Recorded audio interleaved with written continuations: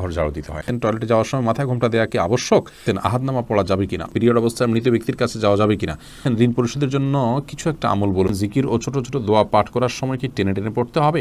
অবাধ্য সন্তানকে বাধ্য করার কোনো উপায় আছে কি? নামাজ সূরা ফাতিহার পর আরেকটা সূরা পড়ার আগে বিসমিল্লাহ পড়া কি আবশ্যক? মানুষ মারা গেলে মাইকিং করা জায়েজ আছে কিনা? বাথটাবে গোসল করতে প্রয়োজন থেকে অতিরিক্ত পানি খরচ হয়, এটা গোসল করলে কি পানি অপচয়ের গুনাহ হবে? তাহাজ্জুদ নামাজ কি ঘর অন্ধকার করে পড়তে হবে? এর কোনো ভিত্তি আছে কি? মহিলাদের সিজদা দেওয়ার নিয়মটা বলুন, আর সিজদা দেওয়ার সময় পেট উরুর সাথে লেগে থাকলে কি নামাজ হবে কিনা? অসুস্থতার কারণে কেউ অযাচিত লোম 40 দিনের মধ্যে পরিষ্কার করতে অক্ষম হলে কি নামাজ আদায় হবে? মুখের তিল বা আঁচিল উঠানো কি হারাম? মৃত ব্যক্তির জন্য হাফেজ ডেকে কোরআন খতমা মিলাদ দিলে মৃত ব্যক্তির কোনো লাভ হবে? কোরআন ধরে ওয়াদা করার পর সে ওয়াদা ভঙ্গ করলে কি পরিণতি হতে পারে? ফজর নামাজের আজানে আসসালাতু খায়রুম মিনান নাওম বলার সময় আমরা উত্তরে কি পড়ব? আমাদের দেশে সচরাচর দেখা যায় মৃত ব্যক্তিকে গোসল দেওয়ার পর গোসল দেওয়ার স্থানে 41 দিন পর্যন্ত কাউকে যেতে মানা করা হয়। সেখানে সন্ধ্যাবেলা 41 দিন পর্যন্ত আগরবাতি বা মোমবাতি জ্বালানো হয়। এটা কি শরীয়ত সম্মত? গর্ভবতী মেয়েরা যদি ব্যাক পেনের কারণে বসে নামাজ আদায় করেন তাহলে কি সঠিক হবে? দুশ্চিন্তা থেকে মুক্তির উপায় কি? প্রতিবন্ধী শিশুরা কি বাবা মায়ের পাপের ফসল? ওযু করার পর প্রাইভেট অর্গানে হাত স্পর্শ করলে কি ওযু ভেঙে যাবে? মৃত ব্যক্তির গোসল দিয়ে টাকা নেওয়া জায়েজ আছে কিনা? মন থেকে হিংসা দূর করার উপায় কি? অনেক সময় হাজব্যান্ডকে রাগ করে গজব দিয়ে ফেলি, পরে আফসোস লাগে, এতে কি গজব হাজব্যান্ডের উপরে পড়বে? টিভিতে নাটক শিরকের দৃশ্য দেখলে শিরকের গুনাহ হবে কি না? যেসব নারীর সন্তান প্রসবের 40 দিনের পরেও রক্ত প্রবাহ বন্ধ না হয় তারা কিভাবে বাদবন্দি করবেন? আমরা আর বিলম্ব না করে চলুন আপনাদের গুরুত্বপূর্ণ প্রশ্নগুলোর উত্তর দেওয়ার আলোকিত ভুবনে প্রবেশ করি। বেলাল, আপনি জানতে চেয়েছেন যেসব নারীর সন্তান প্রসবের 40 দিনের পরেও রক্ত প্রবাহ বন্ধ না হয় তারা কিভাবে বাদবন্দি করবেন? 40 দিন পার হওয়ার পরেও যদি রক্ত প্রবাহ বন্ধ না হয়, নেফাস বন্ধ না হয়, তাহলে সেক্ষেত্রে তারা সম্পূর্ণ স্বাভাবিকভাবে সকলে বাদবন্দিকে সম্পাদন করতে পারবেন। সেখানে কোনো আজকাল তো অনেক কিছু ব্যবস্থা রয়েছে যাতে করে ব্লাড যেখানে সেখানে না পড়ে, সে ব্যবস্থাপনা গ্রহণ করার পর তিনি এবাদতবন্দিকে স্বাভাবিক করতে পারবেন। 40 দিনের পরে আর তার ব্লিডিং হলেও তাকে নেফাসে আক্রান্ত বা এটাকে আপনার প্রসব পরবর্তী যে ব্লিডিং বলা হয়ে থাকে সেটির মধ্যে গণ্য করা হবে না। রহিমা চম্পা জানতে চেয়েছেন টিভিতে নাটক শিরকের দৃশ্য দেখলে শিরকের গুনাহ হবে কি না? শিরকের দৃশ্য দেখানো হলে সেটি আমরা যদি দেখতে থাকি আমাদের কাছে বিষয়টা সহজাত এবং স্বাভাবিক হয়ে যেতে পারে। এই জায়গা থেকে এগুলো দেখা থেকে আমাদের বিরত থাকা উচিত। হ্যাঁ, শুধু নিছক ধারণার জন্য যে কীভাবে শিরক হয়ে থাকে আপনি জানলেন এবং সেটা ভয়াবহতা সম্পর্কে আঁচ করলেন যে মানুষ কীভাবে তারই নিজের হাতে করা সৃষ্টিকে কীভাবে পূজা করছে, আপনি জাস্ট ধারণা নেওয়ার জন্য দেখলে সেটি গুনাহের কারণ হবে না। কিন্তু এইভাবে অহরহ যদি আপনি দেখতে থাকেন, বিশেষ করে নাটক সিনেমাতে, আপনার হিন্দি ফিল্ম ইত্যাদিতে যদি অনবরত এগুলো প্রদর্শন করা হয়, যেহেতু হিন্দুরা এগুলো করে থাকেন তাদের সামাজিক কালচার অংশ হিসাবে, সেগুলো দেখতে দেখতে আমাদের কাছে সহনীয় হয়ে যেতে পারে। সেজন্য এগুলো দেখা ওইভাবে অ্যাভয়েড করা উচিত। মোহাম্মদ মিজানুর রহমান জানতে চেয়েছেন, আপনি একটা আলোচনায় বলেছেন রাগের মাথায় তালাক বললেও তালাক কার্যকর হয়ে যায়। এটা দেখে আমার স্ত্রী আমাকে তালাক দিয়েছে। আপনার কথার কোরআন হাদিসের আলোকে ব্যাখ্যা চাই। নবী করিম সাল্লাল্লাহু আলাইহি ওয়াসাল্লাম বলেছেন, সালাতুন জিদ্দুহুন্না জিদ্দুন ওয়া হাজলুহুন্না জিদ্দুন, তিনটি কাজ মানুষ সিরিয়াসলি করলে যা হয়, দুষ্টুমি করে করলেও তা হয়, এগুলো ঘটে যায়। তার মধ্যে থেকে একটি হলো তালাক। অতএব তালাকের এই বিষয়টি খুবই সিরিয়াস, এটা স্পর্শকাতর। বিধায় রাগের মাথা তালাক দিলেও তালাক হবে। কিন্তু রাগ যদি কারণ এরকম হয় যে রাগের কারণে কী বলেছেন তিনি নিজেও জানেন না, এত বেশি রাগ হয়ে গেছে, তাহলে সেক্ষেত্রে সেটি তালাক পতিত হবে না। তবে আপনার স্ত্রী আপনাকে তালাক দিয়েছেন, স্ত্রী যদি বলেন এইভাবে যে আমি তোমাকে তালাক দিলাম, এভাবে বললে তালাক হবে না। এবং স্ত্রীর অর্পিত তালাকের যে পাওয়ার আছে সেটা তিনি কখন খাটাতে পারেন, কিভাবে সেটার প্রয়োগ করতে পারেন, এগুলো আলোচনা সাপেক্ষ বিষয়। এই জন্য এই নির্দিষ্ট বিষয়ে কোনো দক্ষ আলিমের সাথে আপনি দেখা করে কোনো দারুল ইফতাতে গিয়ে আপনি আপনার বিষয়টি ফতোয়া নেবেন ইনশাআল্লাহ। এরপরে উম্মে সালমা রিহা, আপনি ইউটিউব চ্যানেলে প্রশ্ন করেছেন, অনেক সময় হাজব্যান্ডকে রাগ করে গজব দিয়ে ফেলি, পরে আফসোস লাগে, এতে কি গজব হাজব্যান্ডের উপরে পড়বে? না বোন, এর কারণে হাজব্যান্ডের উপর গজব পড়বে না। কোরআন কারীমের এই আয়াত থেকে স্পষ্ট বোঝা যায় যে রাগের মাথায় যখন মানুষ এই ধরনের বদদোয়া দিয়ে ফেলে, আল্লাহ রাব্বুল আলামিন সেগুলোকে বাস্তবায়ন করেন না। এবং তবে এটি একটা অন্যায় কাজ। মুমিন কখনো কথায় কথা অভিসম্পাতকারী হতে পারে না। নবী করিম সাল্লাল্লাহু আলাইহি ওয়াসাল্লাম বলেছেন, ঈমানদার কখনো লাআন হয় না, লাআনত করবে, অভিসম্পাত করবে, বদদোয়া করবে কথায় কথা, এটি ঈমানদারের চরিত্র নয়। অতএব সবর এবং ধৈর্যের পরাকাষ্ঠা প্রদর্শন করতে হবে ভালো ঈমানদার হওয়ার জন্য। এরপরে মনিরা মনি জানতে চেয়েছেন মন থেকে হিংসা দূর করার উপায় কি। কারোর প্রতি যদি হিংসা হয় তার জন্য বেশি বেশি দোয়া করবেন, তাকে বিশেষ উপঢৌকন দিবেন, হাদিয়া দিবেন, তার কল্যাণ চেয়ে আল্লাহর কাছে আরও বেশি দোয়া কামনা করবেন, দোয়া করবেন। এগুলোর মাধ্যমে ইনশাআল্লাহ মন থেকে আপনার হিংসা দূর হবে। এগুলো শুধু পরামর্শ, কোরআন হাদিস থেকে বাতানো কোনো আমল নয়। সেই সাথে আপনার অন্তরকে পরিচ্ছন্ন করবার জন্য আল্লাহ তাআলার কাছে দোয়া করবেন, আল্লাহুম্মা তাহির কলবি মিনান নিফাক ওয়া আমালি মিনার রিয়া ওয়া লিসানি মিনাল কিযব ওয়া আইনি মিনাল খিয়ানা। এই সমস্ত দোয়াগুলোতে আমাদের অন্তরকে পরিচ্ছন্ন করা, বিভিন্ন অঙ্গ প্রত্যঙ্গকে গুনাহ থেকে পরিচ্ছন্ন করার জন্য আল্লাহর কাছে সাহায্য চাওয়া হয়। সেভাবে আল্লাহর কাছে আমরা সাহায্য চাইব। আর যার প্রতি হিংসা হয় চিন্তা করবেন যে এটি আল্লাহর ফয়সালা। আপনি যদি তার হিংসা করেন তাহলে কেমন যেন আল্লাহর ফয়সালাকে আপনি মানছেন না, কেমন জানি আল্লাহর ফয়সালার বিরুদ্ধে আপনি অবস্থান নিচ্ছেন। এটি অত্যন্ত গর্হিত এবং জঘন্য একটি বিষয়। সেটি আমরা যখন চিন্তা করব, কল্পনা করব, ভাববো, তখন ইনশাআল্লাহ বিদিনিল্লাহ বিষয়গুলো আমাদের কাছে সহনীয় হবে, সহজ হবে। আমাদের মধ্যে আর হিংসা থাকবে না যে আল্লাহ তাকে দিয়েছেন, এতে আমার খারাপ লাগবে কেন, আল্লাহ পছন্দ করেন দেখেই তো দিয়েছেন।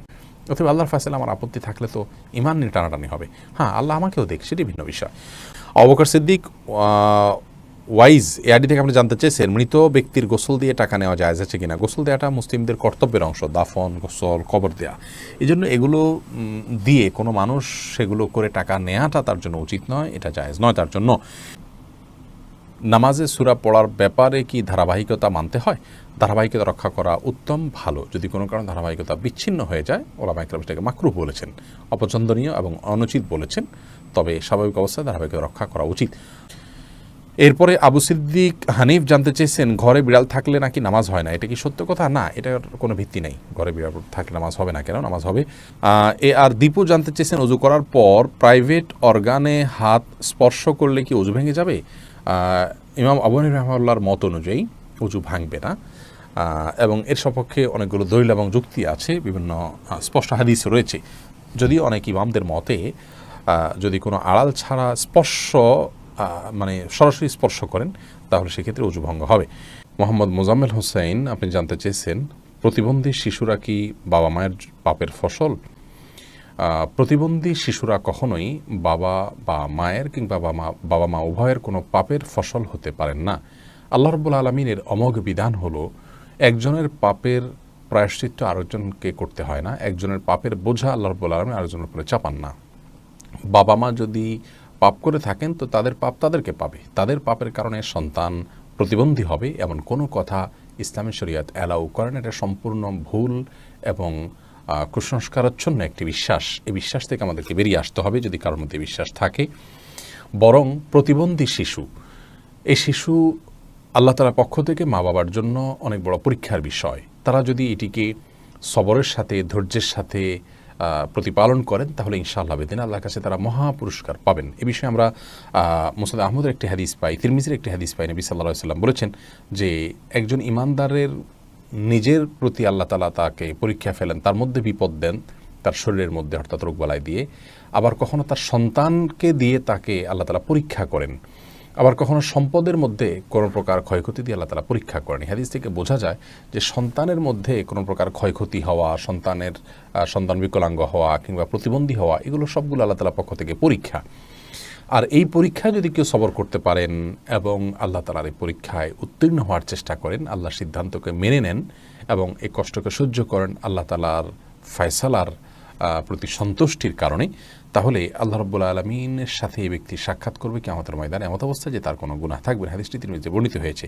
অন্য আরেকটি হাদিসে আসছে নবী সাল্লাল্লাহু আলাইহি ওয়াসাল্লাম বলেছেন ইন্না আইজামাল জাযাই মা আইজামিল ওয়ালা, নিশ্চয়ই আল্লাহ রাব্বুল আলামিনের পক্ষ থেকে পরীক্ষা যত বড় হবে তার জন্য পুরস্কারও তত বড় হবে। অতএব কোনো বাবা মা যদি প্রতিবন্ধী সন্তান জন্ম দেন তাহলে তাদের জন্য এটি অনেক বড় পরীক্ষা, তাদের প্রতিদান আল্লাহর পক্ষ থেকে অনেক বড় হবে ইনশাআল্লাহ বিদিনা, যদি তারা সবর করতে পারেন। মুসনাদ আহমদের এক বর্ণনায় এসছে যে নবী সাল্লাল্লাহু আলাইহি ওয়াসাল্লাম বলেছেন কোনো ব্যক্তি যখন অসুস্থ হয়, রুগ্ন হয় বা তার শরীরে কোনো ত্রুটি থাকে, কোনো প্রকার প্রতিবন্ধকতা থাকে, তখন আল্লাহ রাব্বুল আলামিন ফেরেশতাদেরকে বলেন যে আমার বান্দা যতটুকু আমল করতে পারে এই তার প্রতিবন্ধকতা নিয়ে সেটুকু তোমরা লিপিবদ্ধ করো তার জন্য। এরপরে তাকে যদি আমি সুস্থতা দিয়ে দেই তাহলে তো যেটুকু তার অসুস্থতা ছিল, প্রতিবন্ধকতা ছিল, সেগুলো থেকে এটি কাফারা হয়ে গেল এই কষ্ট সহ্য করার কারণে। তার কোনো গুনাহ, ভুল, ত্রুটি, বিচ্যুতি ইত্যাদি থাকলে সেগুলো আল্লাহ কাফারা দিয়ে দিবেন। আর যদি সেই ব্যক্তি অবস্থায় মৃত্যুবরণ করে তবু আল্লাহ তাআলা তার প্রতি অনুগ্রহ করবেন, রহমত করবেন এবং তাকে মাগফিরাত নসিব করবেন। অতএব বিকলাঙ্গ হওয়া এটা কোনো দোষের বিষয় নয়। আর সন্তান বিকলাঙ্গ হলে সেটা বাবা মার পাপের ফসল, এই কথাটি মূর্খতা সুলভ কথা, এর সাথে কোরআন হাদিসের কোনো সম্পর্ক নেই। জাকারিয়া হাসান জানতে চেয়েছেন দুশ্চিন্তা থেকে মুক্তির উপায় কি? দুশ্চিন্তা থেকে মুক্তির সর্বপ্রধান উপায় হলো আল্লাহ রাব্বুল আলামিনের সাথে কথা বলা। মানুষ দুশ্চিন্তাগ্রস্ত অবস্থায় যদি কোনো শক্তিশালী কোনো ব্যক্তির সাথে শেয়ার করতে পারেন তাহলে কিছুটা নির্ভার ফিল করেন। আর আল্লাহ রাব্বুল আলামিনের চাইতে শক্তি ধরার কেউ নেই, তিনি কাদির, সব কিছু করতে তিনি সক্ষম। অতএব আপনার দুশ্চিন্তা দূর করবার জন্য আল্লাহর সাথে কথা বলুন, সলাতে চলে যান, বিশেষ করে সিজদা গিয়ে আল্লাহর সাথে দীর্ঘ সময় কথা বলুন, তাহাজ্জুদে উঠে যান এবং আল্লাহর সাথে কথা বলুন। কোরআনে কারীমের বিভিন্ন অংশ আপনি তেলাওয়াত করুন খুব ধীরে ধীরে, তেলাওয়াত শুনুন খুব ধীরে ধীরে, দেখবেন ইনশাআল্লাহ অন্তরের মধ্যে আপনি প্রশান্তি অনুভব করবেন। আলা বিযিকরিল্লাহি তাতমাইন্নুল কুলুব, আল্লাহ বলেছেন অন্তর প্রশান্ত হয় আল্লাহর স্মরণে। অতএব আল্লাহর স্মরণ করা মুখে, অন্তরে, কোরআন তেলাওয়াতের মাধ্যমে, সলাতের মাধ্যমে, এগুলোর মাধ্যমে ঈমানদারের অন্তরকে আল্লাহ তাআলা প্রশান্ত করে থাকেন। আল্লাহর দিকে যত বেশি ধাবিত হবেন, যত আল্লাহর সাথে সম্পর্ক গাঢ় করবেন, যত আল্লাহর সাথে সম্পর্ক নিবিড় করবেন, যত আল্লাহর সাথে কথা বলবেন, তত বেশি ইনশাআল্লাহ বিদিনা দেখবেন অন্তর প্রশান্ত হবে এবং দুশ্চিন্তা থেকে আপনি রক্ষা পাবেন। দুশ্চিন্তা এটাকে অনেক সালাফ বলেছেন জুনদুম মিন জুনুদিল্লাহ, আল্লাহ তাআলার বাহিনী সমূহের মধ্যে থেকে একটা বাহিনী দুশ্চিন্তা। এটা দিয়ে আল্লাহ রাব্বুল আলামিন অনেক মানুষকে শাস্তি দিয়ে থাকেন, অনেককে পরীক্ষা করে থাকেন। অতএব এইরকম পরিস্থিতিতে আল্লাহর কাছেই রুজু হওয়া, এটাই হলো সবচাইতে বড় উপায়। অতএব ভরসা আল্লাহ তাআলার প্রতি করা এবং আল্লাহর দিকে রুজু হওয়া, আল্লাহর দিকে ধাবিত হওয়া, এটা হলো দুশ্চিন্তা দূরের সবচেয়ে বড় উপায়। যে ব্যক্তি আল্লাহর প্রতি তাওয়াক্কুল করবেন তাকে খুব বেশি দুশ্চিন্তা গ্রাস করার কথা নয়। আল্লাহর উপর ভরসা করবে ঈমানদার, যে ইনশাআল্লাহ আমার অভিভাবক আল্লাহ তাআলা, তিনি দেখছেন, তিনি দেখবেন। এটি যখন করবেন ইনশাআল্লাহ আপনার মধ্যে আস্থা জায়গাটা তৈরি হবে। যদি কোনো মানুষ তার তাওহীদ খুব মজবুত থাকে, আল্লাহর প্রতি আস্থা এবং ভরসা তার খুব মজবুত থাকে, তিনি জানেন যে আল্লাহ ছাড়া কেউ ক্ষতি করার কোনো ক্ষমতা রাখেন না, আর আল্লাহ যা লিখেছেন তা খণ্ডাবার করার ক্ষমতা নেই, এই বিশ্বাস যদি কারো মজবুত থাকে তাহলে কোনো পেরেশানিতে তিনি খুব বেশি ভেঙে পড়ার কথা নয়। যার ঈমান যত মজবুত তিনি তত পেরেশানিতে শক্ত থাকতে পারেন। আল্লাহ তাআলা আমাদেরকে সহজ করুন এবং সহায় করুন। আশরাফুল হক শুভ, আপনি জানতে চেয়েছেন আমাদের দেশে সচরাচর দেখা যায় মৃত ব্যক্তিকে গোসল দেওয়ার পর গোসল দেওয়ার স্থানে 41 দিন পর্যন্ত কাউকে যেতে মানা করা হয়, সেখানে সন্ধ্যাবেলা 41 দিন পর্যন্ত আগরবাতি বা মোমবাতি জ্বালানো হয়, এটা কি শরীয়ত সম্মত? কোনো জায়গায় মৃত ব্যক্তিকে গোসল দেওয়া হলে সেখানে এই প্রথাটি আমাদের সমাজে অনেক ক্ষেত্রেই প্রচলিত আছে যে আগরবাতি বা মোমবাতি ইত্যাদি সেখানে আপনার জ্বালানো হয় এবং সন্ধ্যাবেলা 41 দিন পর্যন্ত এই কাজটি করা হয়। কেউ সেখানে যেতে চাইলে নিষেধ করা হয়। এটি সম্পূর্ণ কুসংস্কার এবং এ ধরনের বিশ্বাসগুলো শিরকি বিশ্বাস, কুসংস্কারচ্ছন্ন বিশ্বাস। এর বেশিরভাগই এসছে হিন্দু সমাজ থেকে। একজন মুসলমানের এই সমস্ত কুসংস্কারকে বর্জন করা উচিত। যেখানে গোসল দেওয়া হবে সে জায়গার বিশেষ কোনো বিধান নাই, সেটা অন্য 10টা জায়গার মতোই একটি জায়গা। মাহমুদুল হাসান ভূঁইয়া, আপনি জানতে চেয়েছেন ফজর নামাজের আজানে আসসালাতু খায়রুম মিনান নাওম বলার সময় আমরা উত্তরে কি পড়ব? এক্ষেত্রে জমহুর ফোকাহা বা বেশিরভাগ ইমামগণের মত হলো সদাকতা ও বারারতা। আসসালাতু খায়রুম মিনান নাওম মানে হলো সালাত বা নামাজ, এটা ঘুম থেকে উত্তম। এটি যখন মুয়াজ্জিন বলবেন তখন তাকে বলতে হয় সদাকতা অবারার্তা, অর্থাৎ হে মুয়াজ্জিন তুমি সত্য বলেছো এবং ভালো বলেছো, ভালো কাজ করেছো। এই কথা বেশিরভাগ ফোকাহ একরাম বা জমহুর ফোকাহ একরাম বলতে বলেছেন মুয়াজ্জিনের জবাবে, এবং একটি রেওয়ায়েতে এটি এসছে, যদিও রেওয়ায়েতটা সনদকে অনেক মুহাদ্দিসগণ যঈফ বলেছেন। আর এই কারণে অন্য একদল উলামা একরাম বলেন যে আসসালাতু খায়রুম মিনান নাওম যখন বলবো আমরা, মুয়াজ্জিন যখন আসসালাতু খায়রুম মিনান নাওম বলবে আমরাও আসসালাতু খায়রুম মিনান নাওম বলবো। এর কারণ হলো যে আসসালাতু খায়রুম মিনান নাওম এই বাক্যটি মুয়াজ্জিনের বাক্য, আর এক্ষেত্রে নবী আলাইহিস সালামের সাধারণ যে নির্দেশনা বুখারী মুসলিমে আসছে যে ফাকুলু মিসলা মা ইয়াকুল ইযা সামি'তুমুন নিদা, যখন তোমরা মুয়াজ্জিনের আযান শুনবে ফাকুলু মিসলা মা ইয়াকুল মুয়াজ্জিন, তখন মুয়াজ্জিন যা বলবে হুবহু তোমরা তা বলো। শুধুমাত্র হাইয়া আলাস সালাহ হাইয়া আল ফালাহর মধ্যে নবী আলাইহিস সালাম ওই হাদিসে লা হাওলা ওয়া কুওয়াতা ইল্লা বিল্লাহ বলতে বলেছেন। অতএব দুইটা বাদে বাকি সবগুলোতেই ওই হাদিসের সাধারণ যে নির্দেশনা সেটা অনুযায়ী আসসালাতু খায়রুম মিনান নাওম শুনলে আসসালাতু খায়রুম মিনান নাওম অর্থাৎ হুবহু এটা অনুকরণ করার নির্দেশনা দিয়ে থাকেন। এসেছে রুবেল, আপনি জানতে চেয়েছেন এডি থেকে নামাজে দাঁড়ানোর পর নাকি ডান পায়ের বুড়ো আঙ্গুল নাড়ানো যায় না, এটা কি সত্য? না, এরকম কোনো কথা আমাদের জানা নেই, প্রয়োজন হলে নাড়ানো যেতে পারে। তানজিনা বেগম জানতেছেন কোরআন ধরে ওয়াদা করার পর সে ওয়াদা ভঙ্গ করলে কি পরিণতি হতে পারে? কোরআন ধরে ওয়াদা করা এটা ওয়াদা করার পদ্ধতি নয়, ওয়াদা এমনিই হবে। আল্লাহর নামে শপথ করতে চাইলে মুখে বলবেন আল্লাহর নামে আমি শপথ করছি, এটা হলো শপথের সঠিক পদ্ধতি। তানজিমা খানম জানতে চেয়েছেন আহাদনামা পড়া যাবে কিনা। আহাদনামা নামে যেটি প্রচলিত আছে আমাদের বিভিন্ন ওজিফার বই গ্রন্থগুলোতে বইতে আমরা পাই, এই আহাদনামা পড়ার কোনো নির্দেশনা কোরআন সুন্নাহ আমাদেরকে দেয়নি। আমাদেরকে ইবাদতবন্দি করতে হবে সুন্নাহ অনুসারে, নবী আলাইহিস সালামের বাতানো পদ্ধতি অনুসারে আল্লাহ তাআলা তাকে মডেল দিয়েছেন, তাকে ফলো করতে হবে। এর বাইরে মনগড়া কোনো কিছুকে ইবাদত হিসাবে আমাদের করা উচিত নয়। তৌফিকুল ইসলাম জানতে চেয়েছেন বাথটাবে গোসল করতে প্রয়োজন থেকে অতিরিক্ত পানি খরচ হয়, এটা গোসল করলে কি পানি অপচয়ের গুনাহ হবে? অপচয়ের বিষয়টি আসলে ভ্যারি করে ব্যক্তির বা কোনো সমাজের লাইফস্টাইলের উপরে। আমরা আজকাল গোসলে যে পানিটা ব্যবহার করি, এমনিতে আপনার টেপে যে গোসল করি অথবা শাওয়ারে যে গোসল করি, সেটাও কিন্তু নবী রাসূলুল্লাহ সাল্লাল্লাহু আলাইহি ওয়াসাল্লাম বা সাহাবায়ে কেরাম যে গোসলে পানি ব্যবহার করতেন তার তুলনায় বহুগুণ বেশি। সেদিক থেকে তাকালে এটাকে অপচয় বলতে হয়। মূলত যেহেতু আমাদের এখন লাইফস্টাইলটা এই রকম যে আমরা আপনার এভাবে গোসল করি বা এই সিস্টেম আমাদের সমাজে রয়েছে, তো এর মধ্যে থেকে যতটুকু সম্ভব আমাদেরকে অপব্যয় বা অপচয় করার থেকে বেঁচে থাকার চেষ্টা করতে হবে। ধরুন আপনি বাথটাবে গোসলের জন্য যতটুকু পানি লাগে ততটুকু পানি ব্যবহার করলেন, এরপরেও প্রয়োজনে অপ্রয়োজনে আপনি টিপ ছেড়ে দিয়ে রাখলেন, সেটা অপচয় হবে। কিন্তু যতটুকু আপনার প্রয়োজন হবে ততটুকু ব্যবহার করলে ইনশাআল্লাহ বিদিনিল্লাহ অপচয়ের গুনাহ হবে না। এনামুল হক ইনাম জানতে চেয়েছেন টাক মাথায় উপরে চুল লাগানো জায়েজ আছে কিনা। টাক ঢেকে আপনার চুল আছে এটি প্রকাশ করা, এটা এক ধরনের আপনার প্রতারণা বলা যেতে পারে, এটি করা অনুচিত এবং একজন ইমানদারের এটি আদর্শ নয় যে আমার যা নাই সেটা আমি মানুষের সামনে প্রকাশ করলাম। মোশাররফ এসকে আপনি যদি অন্য কোনো কারণ থাকে, আপনি রোদে থাকতে হয়, সেখানে আপনি অসুস্থ বোধ করেন, তাহলে আপনি মাথায় কোনো কিছু দিয়ে রাখবেন, কিন্তু আপনার চুল নেই কিন্তু আপনি চুল আছে সেটি প্রকাশ করছেন, এটি অনুচিত এবং একজন ইমানদারের জন্য শোভনীয় কোনো কাজ নয়। মোশাররফ এসকে জানতেছেন শোনা যায় যে মুছে লেগে যাওয়া কোনো খাবার খাওয়া হারাম, এটা কি সত্য? না, এটা সত্য না। মুছে যদি খাবার লেগে যায় সেটা হারাম হয়ে যায় এমন না, তবে এটি অস্বাস্থ্যকর, অনুচিত কাজ, অবশ্যই অনুত্তম কাজ। লিজা সামিনা আইডি থেকে আপনি জানতে চেয়েছেন রাতের বেলা আয়না দেখা অনেক অমঙ্গলজনক মনে করে, কিছু বলুন। রাতের বেলায় আয়না দেখাকে অমঙ্গলজনক মনে করাটা সম্পূর্ণ কুসংস্কার, ইসলামী শরিয়ার সাথে এর কোনো সম্পর্ক নেই। রাতের বেলায় আমরা আয়না দেখলে এর পেছনে কোনো অমঙ্গল নাই, আপনি রাতে দিনে যে কোনো সময় আয়না দেখতে পারেন। সোনিয়া আক্তার জানতেছেন জিকির ও ছোটো ছোটো দোয়া পাঠ করার সময় কি টেনে টেনে পড়তে হবে? কোরআনে কারিমের সময় যেরকম মদ এবং গুন্নাহ লক্ষ্য করে পড়তে হয়, দোয়া দরুদ যখন আমরা পাঠ করব তখন আমাদেরকে ঠিক একইভাবে মদ বা গুন্নাহ করে পড়তে হবে, এমন কোনো বাধ্যবাধকতা নেই। বরং তখন আমরা স্বাভাবিক যে আরবি অক্ষর উচ্চারণের নিয়ম আছে সেগুলো ফলো করে যদি করে যাই এবং মদগুলোকে সেভাবে আমরা না টানি, তাতেও ইনশাআল্লাহ বিদিনিল্লাহ জিকির বা দোয়া পাঠ করা বিশুদ্ধ হয়ে যাবে। এমনি সালাহুদ্দিন জানতে চেয়েছেন নামাজরত অবস্থায় প্রস্রাবের ফোঁটা বের হলে কি করণীয়? নামাজরত অবস্থায় যদি পেশাবের ফোঁটা বের হয় তাহলে সেদিন নামাজ ছেড়ে দিতে হবে এবং কাপড় লাগালে সে অংশ ধুয়ে ফেলতে হবে এবং নাপাক দূর করে টিস্যু ইত্যাদি দিয়ে পানি দিয়ে তারপরে উজু করে তাকে নামাজ পড়তে হবে। আর যদি এটা তার অনবরত বের হতে থাকে এবং 4 রাকাত নামাজের মধ্যে 4 রাকাত নামাজ পড়তে যে পরিমাণ সময় লাগে, ধরুন 8-10 মিনিট, এই সময়টুকুও তিনি ফ্রি হন না বা মুক্ত থাকেন না, এর মধ্যেও তার পেশাব এসে পড়ে তার ইচ্ছায় অনিচ্ছায়, এরকম যদি হয় তাহলে সেক্ষেত্রে তার জন্য ওই অবস্থায় সালাত চালিয়ে যাওয়া জায়েজ আছে, কারণ তার পুরো সালাতের ওয়াক্ত জুড়ে কয়েক ঘন্টা জুড়েই অনবরত আসতে থাকে। আর যদি এরকম না হয়, শুধু ওই সালাতের মধ্যে এসছে, তাহলে তার সালাত ছেড়ে সেটিকে পরিচ্ছন্ন করে এসে সালাত আদায় করতে হবে। ফারহানা ফারিয়া লাবণ্য আপনি জানতে চেয়েছেন সকালে ঘর ঝাড়ু না দিলে কি কোনো অমঙ্গল হয়?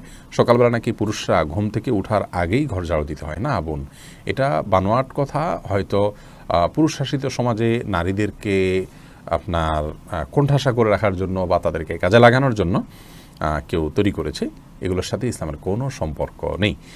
কোরআন আলো আইডি থেকে জানতে চেয়েছেন ঋণ পরিশোধের জন্য কিছু একটা আমল বলুন। ঋণ পরিশোধের জন্য সবচেয়ে বড় আমল হলো আল্লাহ তাআলার কাছে সাধারণভাবে দোয়া করবেন, চাইবেন, প্রার্থনা করবেন এবং আপনি সর্বোচ্চ চেষ্টা চালাবেন ঋণ পরিশোধের জন্য। আমাদের অনেক ভাইরা আছেন, নিজের জমি আছে, স্থাবর অস্থাবর অনেক মূল্যবান সম্পদ আছে, সেগুলো দিয়ে ঋণ পরিশোধ করতে চান না। তিনি চান যে ঋণ পরিশোধের জন্য তার সাধারণ উপার্জন থেকে অনেক টাকা হয়ে যাক, অলৌকিকভাবে চলে আসুক, আর তিনি সেটা দিয়ে ঋণ পরিশোধ করে দেবেন। এটা সম্পূর্ণ ভুল একটা পদ্ধতি। আপনার ঋণ পরিশোধ করাটা আপনার জন্য ফরজ, এটা বান্দার হক। অতএব আপনার জমি থাকলে, সম্পদ থাকলে এগুলো বিক্রি করে আপনি ঋণ পরিশোধ করবেন এবং সেগুলো বিক্রি করার অপশন থাকলে বিক্রি করবেন। সেগুলো সব ধরে রেখে আপনি চাইবেন যে আল্লাহ তাআলা অলৌকিকভাবে আপনাকে টাকা দিয়ে দিক, সেটা দিয়ে আপনি পরিশোধ করবেন। এটা সম্পূর্ণ দুনিয়ার প্রতি আমাদের মোহ আছে এবং ঋণ পরিশোধের গুরুত্ব আমরা বুঝি না, সেটা স্পষ্টভাবে প্রমাণ হয় এমন একটি বিষয়। বিধায় এমনটি করা উচিত নয়। সেই সাথে ঋণ পরিশোধের জন্য কিছু দোয়া আছে, আল্লাহুম্মা কফিনি ফিনি বিহালালিকা আন হারামিকা ওয়াগনিনি বিফাদলিকা আম্মান সিওয়াক। আরও কিছু দোয়া আছে, ইউটিউব বা ফেসবুকে সার্চ দিলে আমাদের অনেকগুলো ভিডিও আছে, দেখে নিতে পারবেন। সেগুলো আপনি আল্লাহর কাছে সাধারণভাবে পাঠ করবেন, ইনশাআল্লাহ সেই দোয়াগুলো পেশ করবেন। সামিয়া ফেরদৌস জানতে চেয়েছেন, তাহাজ্জুদ নামাজ কি ঘর অন্ধকার করে পড়তে হবে? এর কোনো ভিত্তি আছে কি? তাহাজ্জুদের নামাজ এটা আমরা ঘর অন্ধকার করে লাইট বন্ধ করে পড়তে হবে, এর কোনো ভিত্তি নেই।